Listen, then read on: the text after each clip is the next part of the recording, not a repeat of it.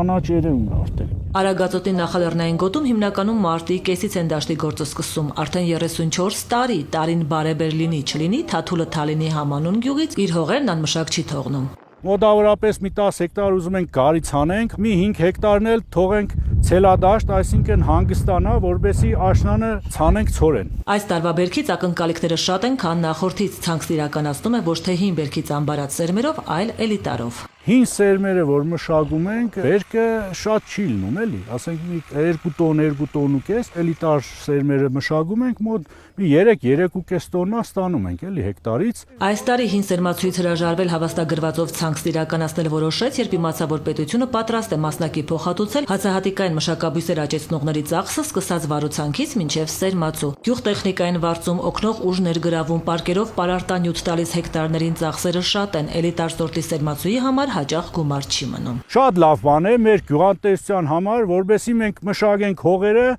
մեր ծախսը, ոնց են ասում, մեր հետ կիսվում է պետությունը, մեզ օգնում է։ Ցորեն գարի եգիպտացորեն հաճարից մինչև ոլոր, լոբի, ոսպու, սիսր կերային մշակաբույսերից էլ առվույթ, կորնգան, կերի ջակնդեղ։ Կառավարությունը գյուղատնտեսական 2025-ին պատրաստ է փոխհատուցել այս տեսականու մշակությամբ զբաղվողների վարուցանքի բերքահավաքի ծախսերի եւ սերմերի արժեքի 50%-ը մինչև 100 հեկտար մակերեսով։ Օգնելով գյուղատնտեսներին բարելավել իրենց տարեկան եկամուտը, ըստ էության նախ եւ առաջ սոցիալական խնդիր լուծելով հեռանկարում ծրագրից այլ կարևոր ակնկալիքներ էլ կան։ Հողերն են մշակվում, որովհետեւ չմշակվող հողերը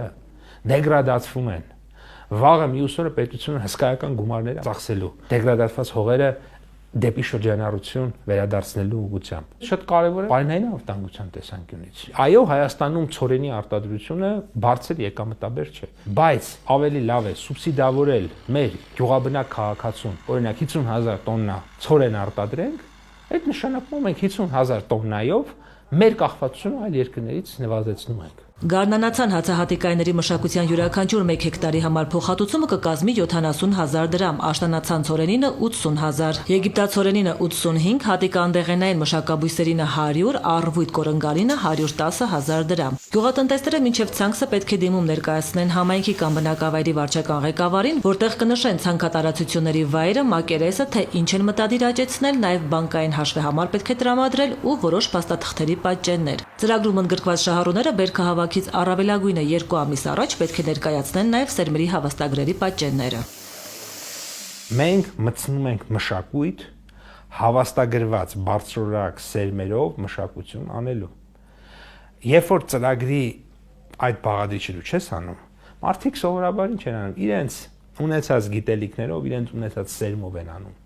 Արդյունքն էլ լինում է ցածր։ 33 բնակավայր միավորող Թալին համայնքում արդեն մոտավոր հաշվարկներ ունեն, թե 2025-ի գարնանացանի ու աշտանացանի աջակցության ծրագրով որքան հող կմշակվի։ Ծրագրի արդյունավետությունը գնահատում են հետահայաց 2022-ից, որն աշտանացանի աջակցության մեկնարկային տարին էր։ Այդ տարի 22 թվականի աշտանացան ցորենի ցանքատարածությունները կազմել են